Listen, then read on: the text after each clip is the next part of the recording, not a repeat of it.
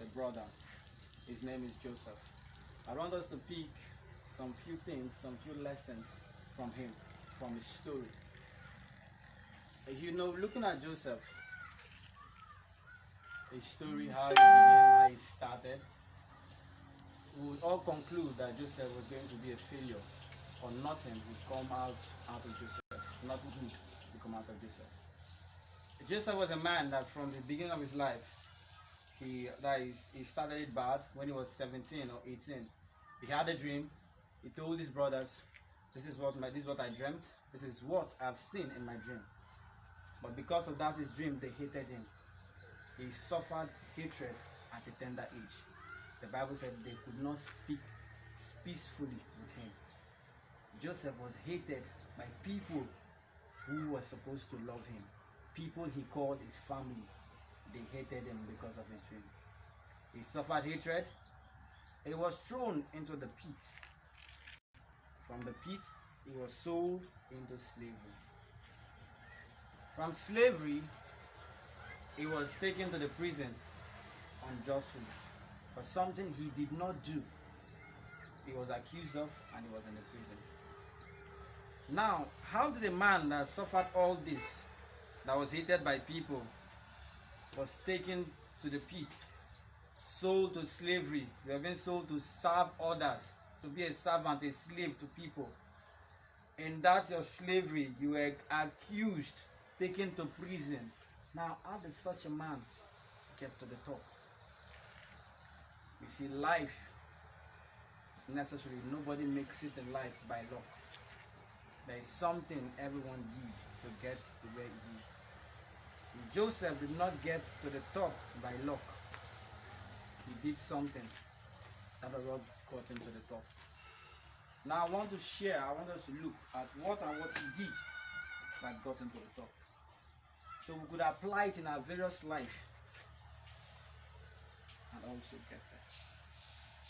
Number one, he was a dreamer. He had a dream. Now what is a dream? A dream is, should I say, it's an image of a future you desire to be in your head. A dream is the mental picture of the future you want to be featured in. It is not real yet.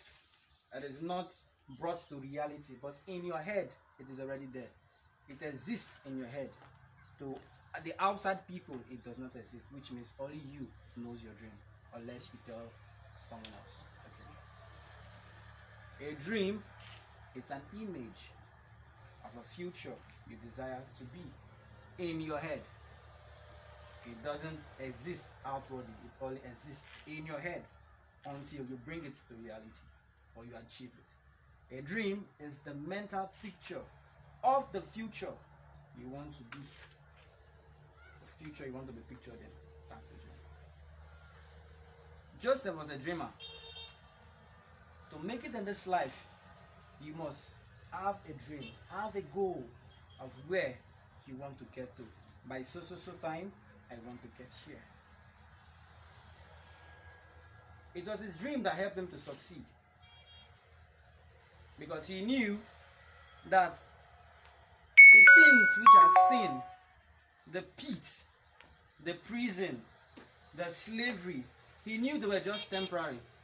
He knew that was not the end of everything. He knew that one day he will be at the top and people will come and they will bow. He knew that the things he sees around him are just temporary. That the thing that is unseen, which is in his head, the dream, is permanent. He knew that one day it will come to pass. So dreamers are people that know that the suffering of today, the thing I'm going through today, the level I am today, is not where I will be. I have a destination I will get to. They know that what they see is temporary. And the picture in the head is permanently unseen. Dreamers are not moved by situations. They are not moved by the happenings around them. Joseph was hated, he was not moved. He was in the pit, he was not moved. He was in the prison, he was not moved. Now, if you should read the story of when he was in the prison, there were two prisoners that were brought to him. That's the chief baker and the chief cupbearer for Pharaoh. They both had a dream. They both had dreams, each man according to his dream, in one night. They woke up and they were sad. They were moody.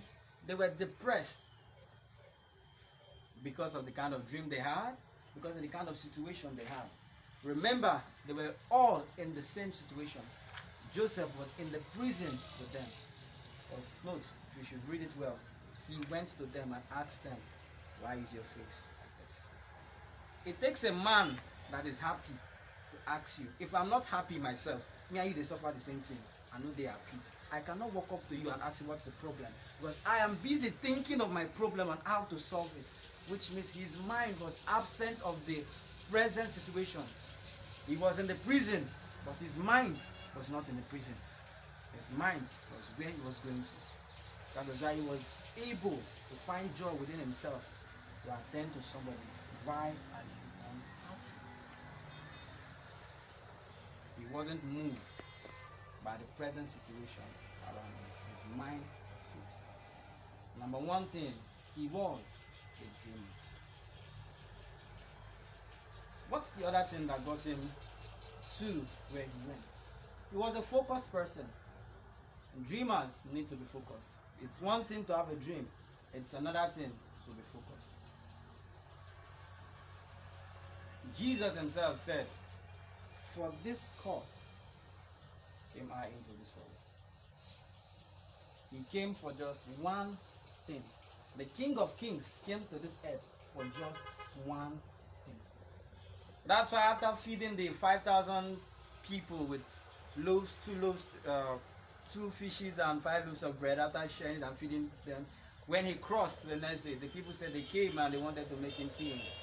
That was a good offer. To be king was a good offer.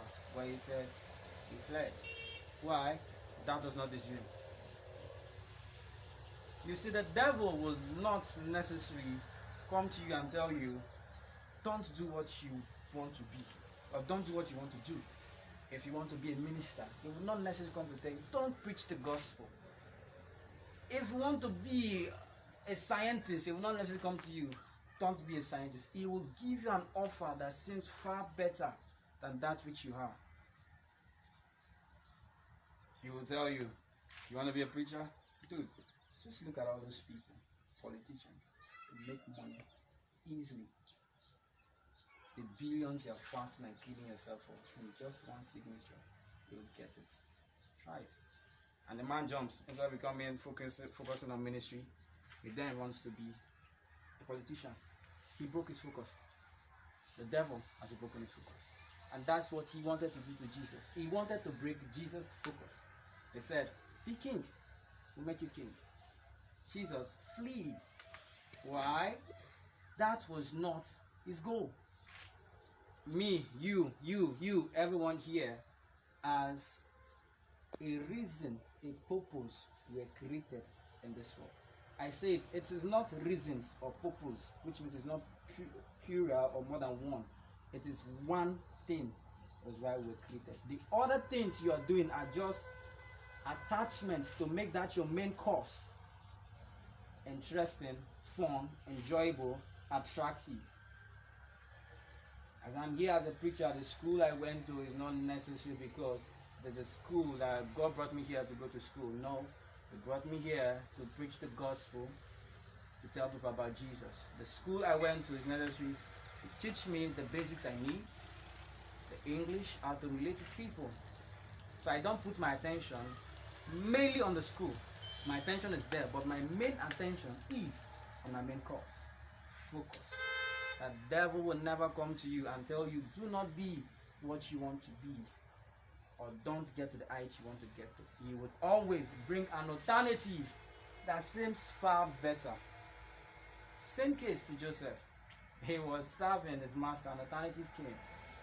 The master's wife set eyes on him and she wanted to live with him. Man, that's a good offer. not only do you have to sex the master's wife, you enjoy the pleasure of sex, and I'm sure after that you enjoy lots of benefits from her. She will treat you well. The way she treats other servants, she won't treat you like that. There are some offers she'll be giving you. That was a very good offer to a slave or to a servant. It was a way out of, how will I put it, a way out of some stress or some loads. It's a very good offer, because definitely you're doing something for her, so she will treat you better than others. You'll be like a king to her. That was a very good offer. But his focus was not there. He had his mind pinpointed at his dream. And the Bible said he refused to be with her. He was focused. One, he was a dreamer. Two, he was focused. You have to be focused on your dream. Do not be distracted. Your dream is not going well. It looks like nothing is coming out of it. Yes, that's just the beginning. Keep going. The Bible said it will stick. I quote a wise man. It said, stick on your vision till it smells. It means stay on it. The other people are attracted to it. Like, what is this thing? They are being attracted to it. Which means at the start they will not be there with you. You will be alone.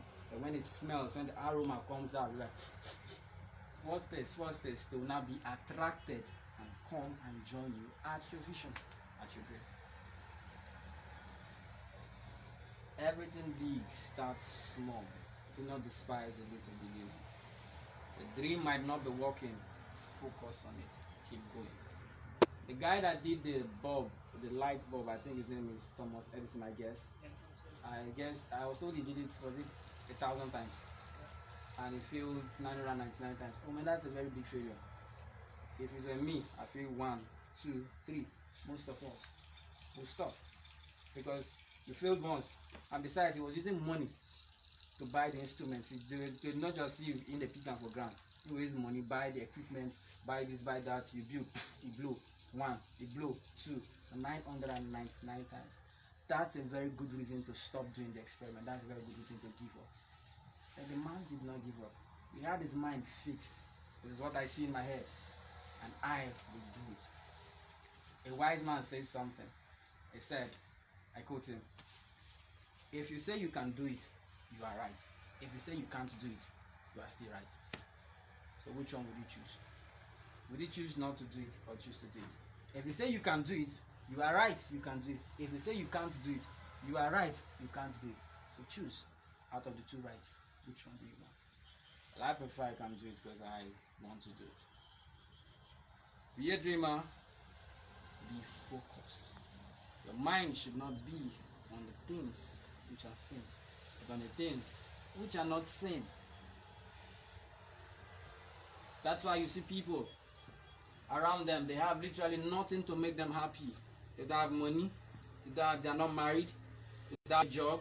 But you see such people, sometimes you see them, they have this smile, natural smile on their face. They're always happy. And you wonder, how would this pauper, this wretched man, this church rat, there's no rat in church, this man that is, why is he happy? Like, why are they happy? Because he has no reason outwardly to be happy. He's happy because you are seeing suffering around him, but he is seeing a glorious future. That which is unseen gives him joy within. You can buy happiness, but you can't buy joy. That's why joy is one of the fruits. But happiness is not, because you can create happiness with your money. If I have a little bit money, I can create temporary happiness for myself. And when the money is gone, I go back to the normal sad, you be sad and start this. Because joy comes from the inside. The dream is what makes you happy, even when naturally looking at you, things are not going well, you know. Now the third thing that made Joseph became what he became, the prime minister, was wisdom. The man had, should I put it, had sense. Now wisdom is knowing what to do and doing it at the right time.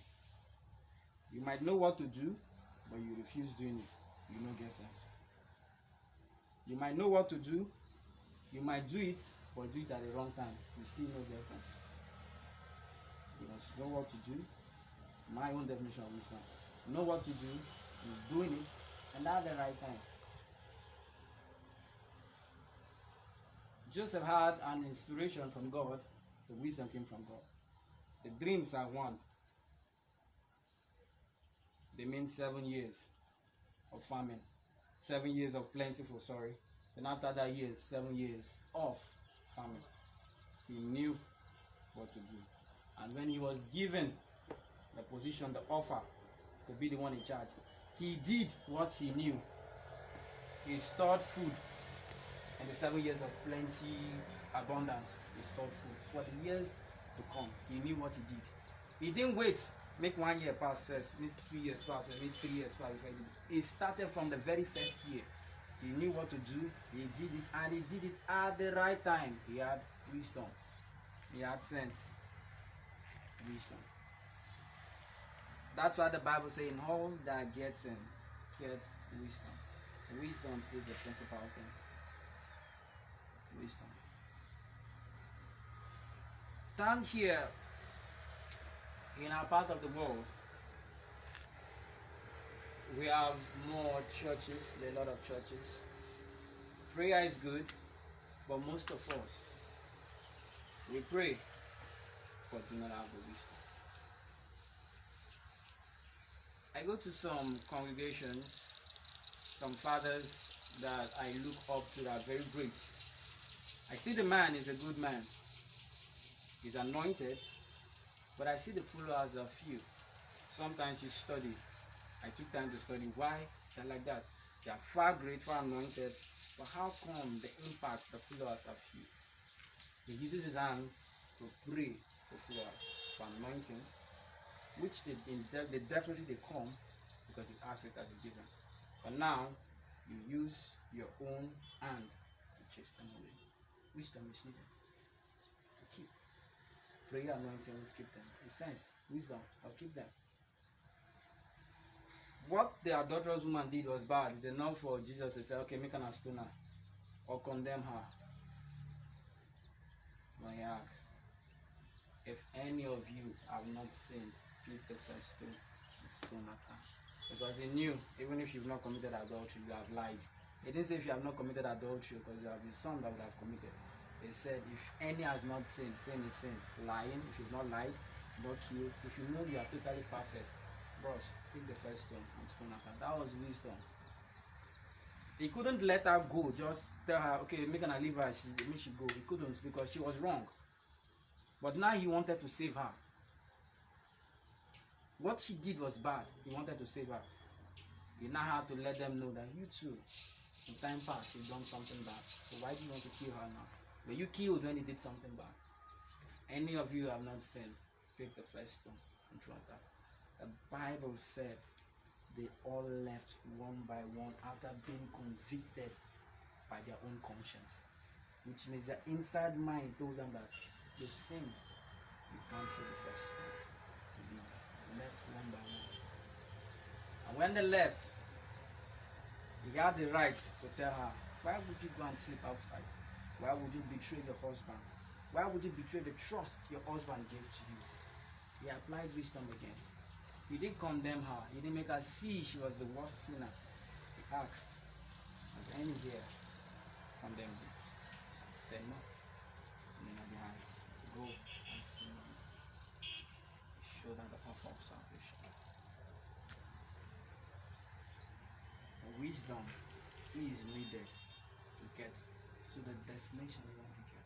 The way you relate with people, wisdom is needed. A wise man was talking on his pulpit one day. He said he did something to his workers, the same thing he said while he was talking to his congregation. A minister saw him saying the same thing, saw him saying that thing, which is right, went to his own church and said that the same thing, and half of the church left. So he came back and said, sir, you said this on your pulpit. Of course it's right. I applied it in my church, but all left. He said, why? You don't know how to say it. We said the same thing, but the way we said it was different. I said mine with love. You went straight forward. That's why sometimes when someone commits or does something wrong, the person is wrong, but your approach matters a lot. You get me, the person do bad, but when you go to talk to the person will vex. He would not be happy because of your approach. Even in soul winning, wisdom is needed. Joseph was a dreamer. He was focused, and he was a man with wisdom. He was a man that knew what to do, did it, and did it at the right time. Now, what's the fourth thing he did? He was a man of character. Joseph lived before the commandments, before thou shalt not fornicate. He existed before that time. So I will literally say, there is this saying, it is not a crime when there is no law. If there is no law that says thou shalt not kill, and I kill someone, it is not a crime. Right? Which means there was no law then that thou shalt not fornicate. So he could. But he had character. What was his words? There's no one in this house greater than I. Nothing that my master held back from me except you, because thou art his wife. How then can I do this great evil against God? He feared God even when there was no law. He had character. He knew bad and good. As a Christian, do you have character? Can you be trusted? Can someone give you money and you not tell stories? As I was going, my name is Small, I'm Robert Skin. You die? No. But what happened? Only the money. Fiam. Did they beat you? No. What happened? Only the money. Fiam. Can you be trusted as a Christian? Are you truthful? Is your yes, yes? Is your no, no? Can I trust you with my life? And no, he said it, that's what it is. As a Christian, you have character. If you build character, trust me, you'll go far. Because even the thieves are looking for who to trust. Those who have stolen wealth are looking for someone who to trust. Every man is looking for who to trust. The good people are looking for who to trust. The bad people are looking for who to trust. How can you be in a position, an accountant, a chairman? You have been in a position to secure something and you now steal from that thing which you are supposed to secure. Do you have character? You use church to cover up. You were employed to work. Instead of working, the time for work, you're using it for something else, either for studying, for prayers, or reading the Bible. Reading the Bible is right. But were you employed to read the Bible at that time? Is that character godly? Do you have a good character?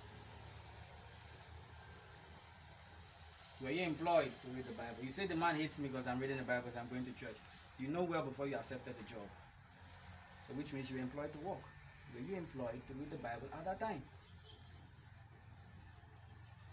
Joseph was a dreamer. He was focused. He was wise, a man with wisdom. And he had character. These are the four things he did that got him at the top. He was a dreamer. He was focused. He had wisdom and had character. Now I start with the number one, dream. How do you get your dream? My own definition of dream, or how dream is get, or how you know what's your dream. Dream is that thing that won't let go. That image that is in your head that won't let go. You see the image every time. Even when things are not going well and you want to give up, the image is still there. There are times in my life I felt like, okay, what's up? Am I deceiving myself? This thing I said I'm called, am I truly called? I wanted to go back But I kept seeing a vision over and over again. I let go, but he didn't let go. Dream is that thing that doesn't let go of you. That image, that mindset you have in your head that doesn't let go. That's your dream.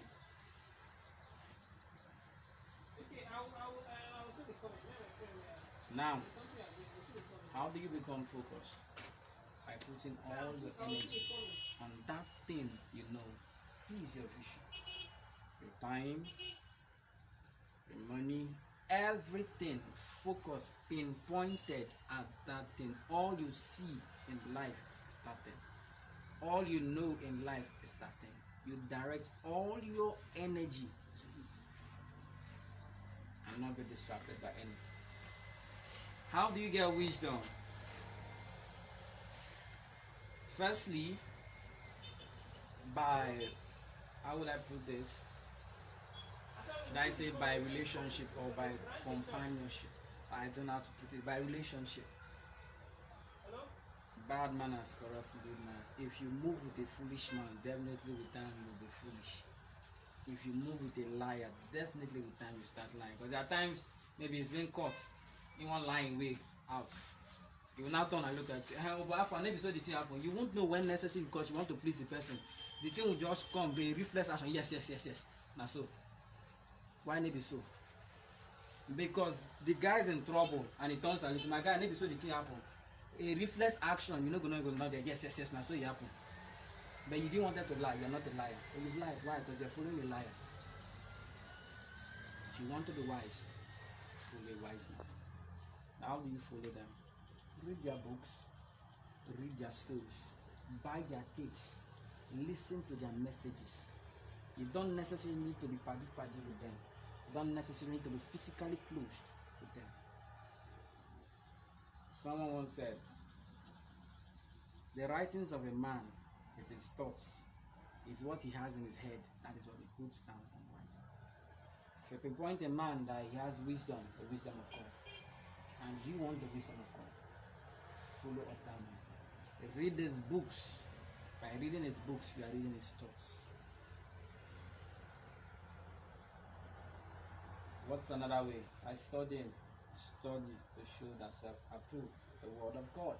By reading the word of God, making it an habit, making it something that one is not done in the day, you feel uncomfortable, you feel like some part of you is missing. I always tell people, as you feed your flesh, feed your spirit. Read the word of God.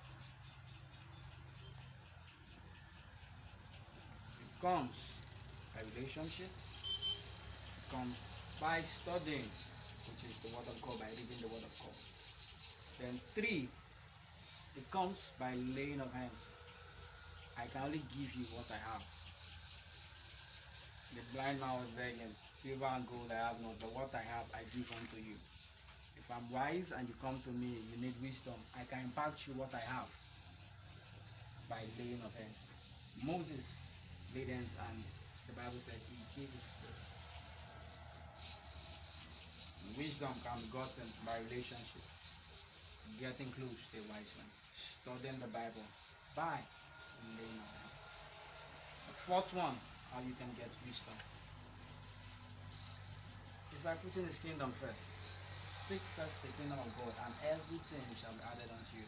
Inside that everything is wisdom. Seek first the kingdom of God, and wisdom shall be added unto you. Put his kingdom first. In your finance, his kingdom first. In your time, kingdom first. In your work, kingdom first. When you have money, you want to spend money on yourself, reserve a particular amount for his kingdom. By that, I don't necessarily mean the church. People feel like bring money to the church. Yeah. But when I mean kingdom, I mean the business of God. And what is that? Soul winning. You might not necessarily give to the church, but you might invest in the life of someone. You might buy a card and call someone and tell someone about Jesus Christ. That's spending in the kingdom. You might send a text to someone, a WhatsApp message or a text. Hello, I just want to let you know that Jesus loves you. That's kingdom work. You pay to his house, check up on him, how he's doing.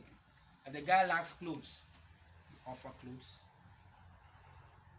Or if you have a way for him to find money for himself, you offer that way, you help the guy out. That is kingdom work.